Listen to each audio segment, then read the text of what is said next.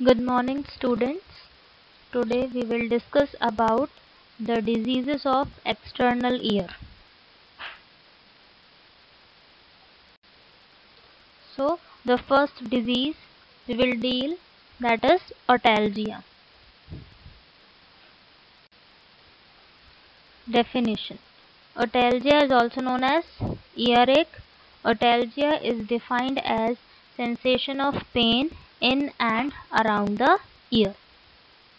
जो otalgia है वो पेन का एक सेंसेशन है जो कि ईयर के अंदर या फिर ईयर के सराउंडिंग एरिया में फील होता है.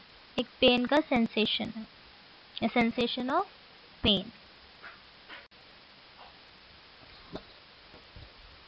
Next we will deal the anatomy and physiology of the ear.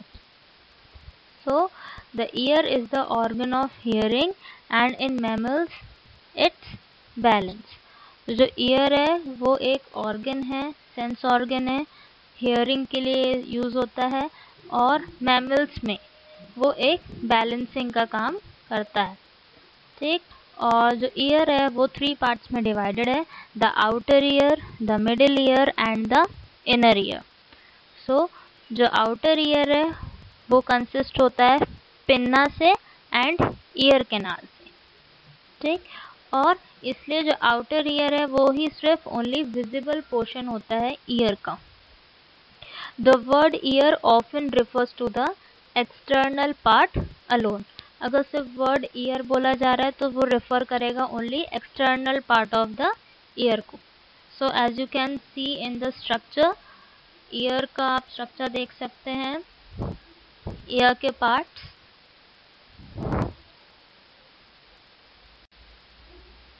then the middle ear includes the tympanic cavity and the 3 ossicles.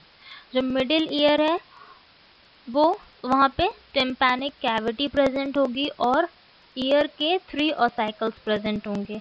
Then जो inner ear है वो ईयर के बोनी पार्ट में present होगा जिसको बोनी लैबिरिंथ बोलते हैं.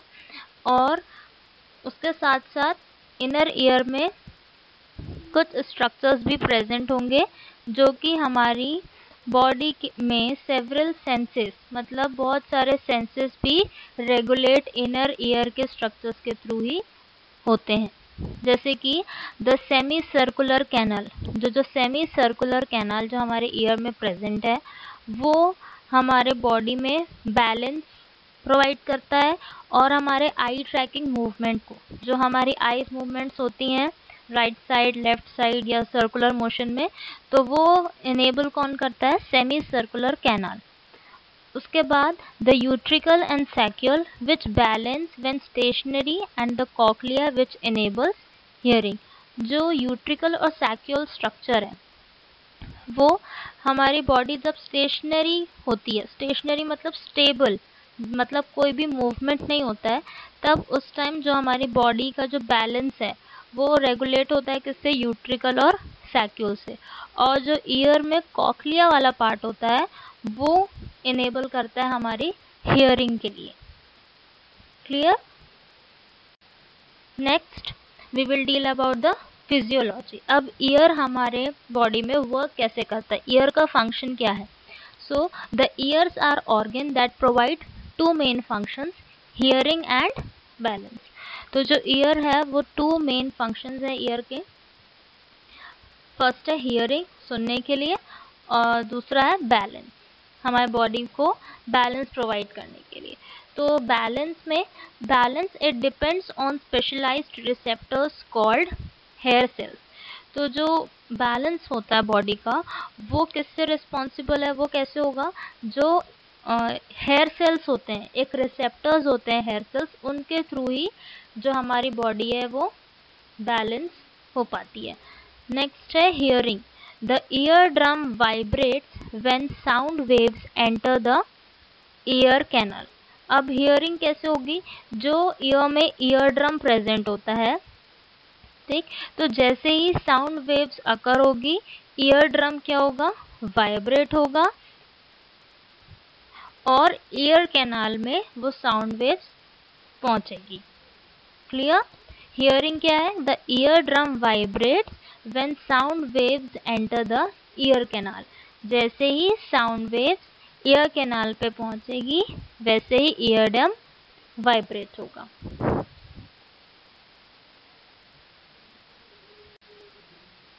Now we will discuss about the types of otalgia. तो अब ओटैल्जिया भी 2 टाइप्स में डिवाइडेड है। फर्स्ट टाइप हम पढ़ेंगे that is primary otalgia. Primary otalgia is a pain arises in and around the ear. तो प्राइमरी ओटैल्जिया में क्या होगा? जो पेन होगा वो ईयर के इनसाइड या फिर ईयर के surrounding area around the year, जैसे कि ईयर कैनाल में हो सकता है पेन इनसाइड, ठीक है। और अगर अराउंड द ईयर की हम बात करें तो मैस्टॉइड बोन में हो सकता है, पिन्ना में अकर हो सकता है पेन। तो वो पेन क्या कहलाएगा? प्राइमरी पेन, जो कि अराइज होता है ईयर के अंदर या फिर ईयर के अराउंड। नेक्स्ट टाइप है referred otalgia. Referred otalgia is pain originating from the distant sides. ठीक, नेम से ही क्लियर हो रहा है, फ्रॉम द डिस्टेंट साइड्स मतलब ऐसा पेन जो कि डिस्टेंट मतलब डिफरेंट या दूर की साइड से जो पेन अकर हो रहा है। फॉर एग्जांपल हमारे फेशियल नर्व या वेगस नर्व या सेरेब्रम के वजह से या हेडेक की वजह से हमें जो ईयर में पेन अराइज होता है वो पेन क्या कहलाएगा? रिफर्ड ओटैल्जिया। मतलब पेन जो डिस्टेंट साइड से ग्लॉसोफेरेंजियल नर्व से या वेगस नर्व से या फेशियल नर्व से जो पेन अकर होगा वो कहलाएगा referred otalgia. Next we will deal etiology of otalgia. तो अब जो ओटैल्जिया है उसके क्या क्या कॉजेज हैं? तो फर्स्ट है साइनोसाइटिस मतलब inflammation of sinus. Then dental problems, अगर हमें कुछ डेंटल प्रॉब्लम्स है या टूथ डिके है तो उसकी वजह से भी ईयर पेन होता है। Then ear skin problems, ear skin problems जैसे कि ईयर्स में रेडनेस आना, रैशेस होना, ये सारी चीज़ें ईयर स्किन प्रॉब्लम्स के अंदर आएंगी। ईयर वैक्स ब्लॉकेज, जो ईयर में ईयर वैक्स प्रेजेंट होता है उसमें ब्लॉकेज आ जाना। ठीक, तो ये सारी चीज़ें क्या होंगी? Etiology of otalgia. Next, we will deal about the pathophysiology, means how this otalgia is occurring in the ear. ठीक, कैसे पेन हो रहा है हमारे ईयर में। सो फर्स्ट ट्रॉमा और इन्फेक्शन। अगर सपोज अगर कोई ट्रॉमा या कोई इंजुरी या कुछ इन्फेक्शन की वजह से इन्फ्लेमेशन अकर होगा, ठीक, उसके बाद release of inflammatory mediators and chemotaxis of leukocytes. जैसे ही ट्रॉमा और इन्फेक्शन अकर होगा ईयर में तो वैसे ही ईयर में एक इन्फ्लामेशन प्रोसेस स्टार्ट हो जाएगी।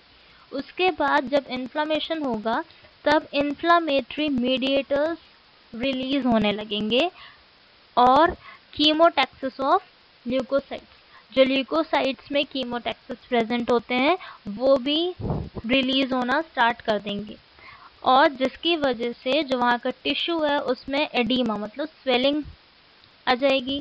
ठीक, पेन फील होगा, हीट एंड रेडनेस। क्लियर?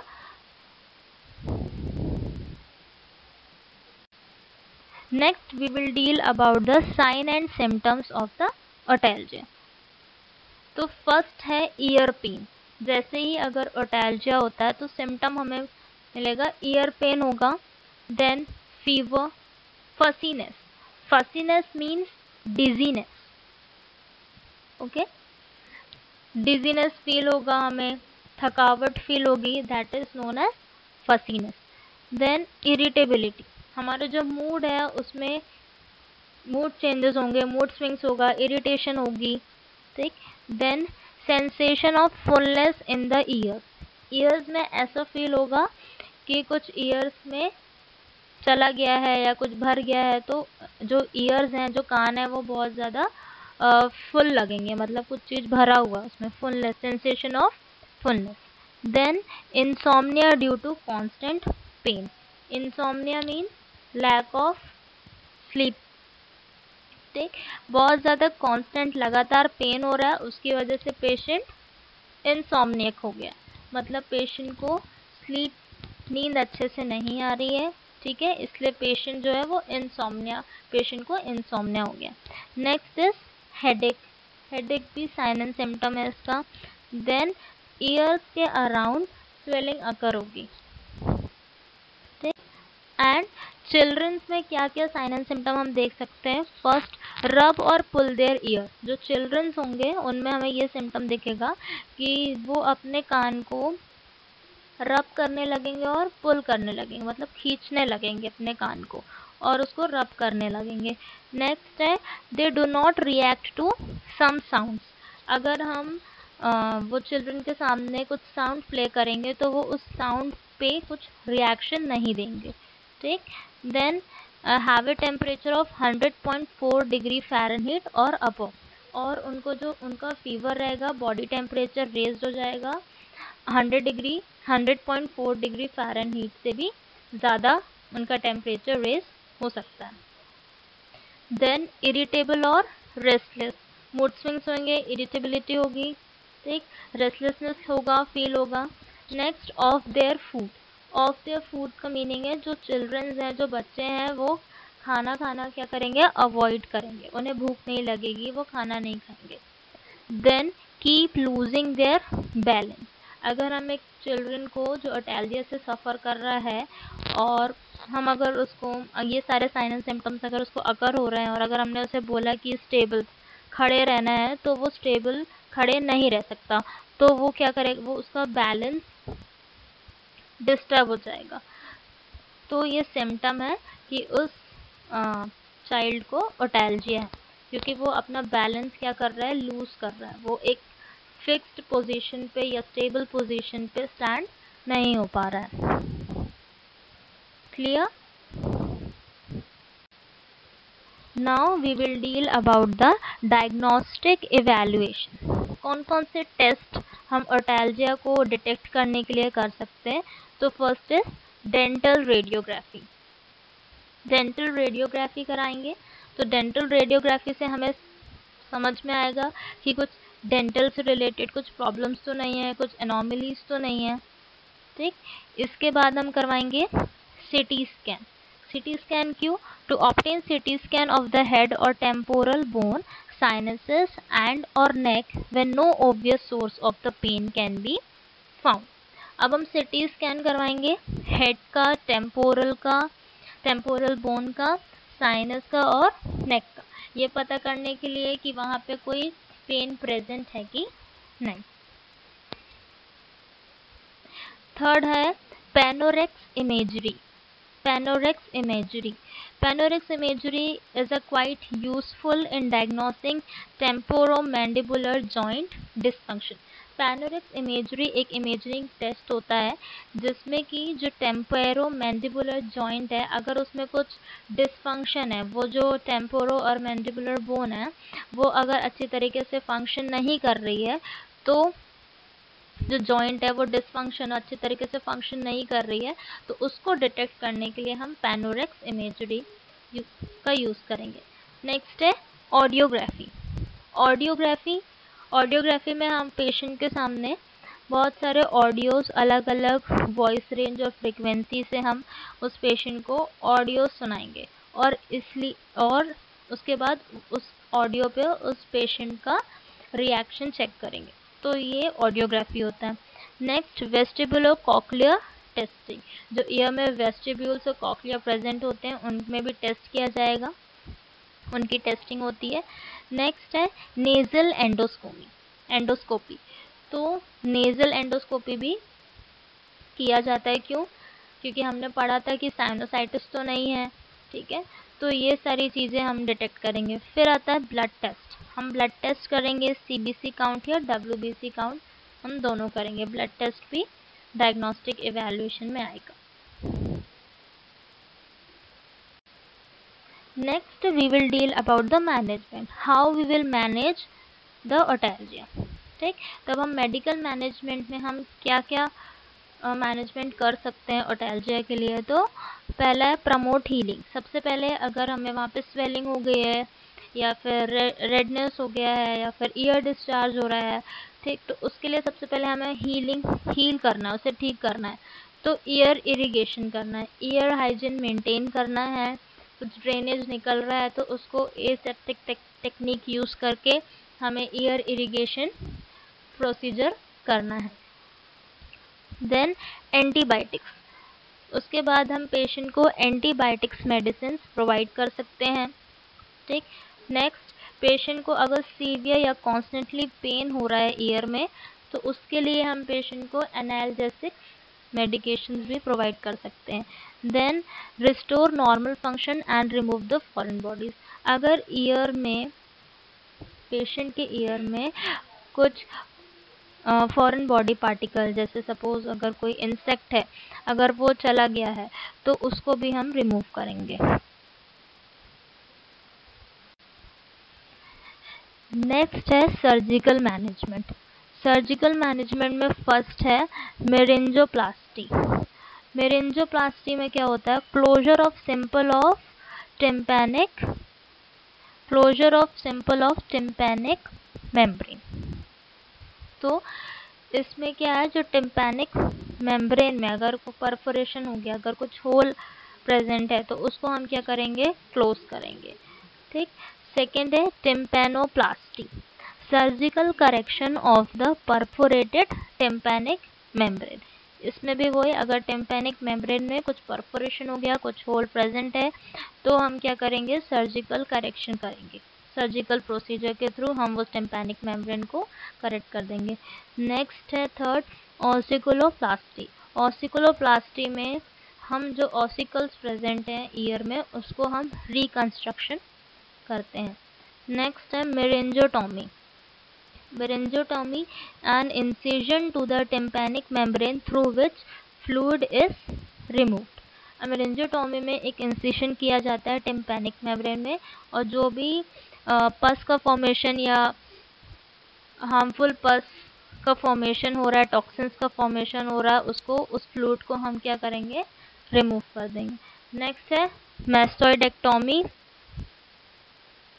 इसमें हम रिमूव करेंगे मैस्टोइड बोन को। So these are the surgical management. Clear है?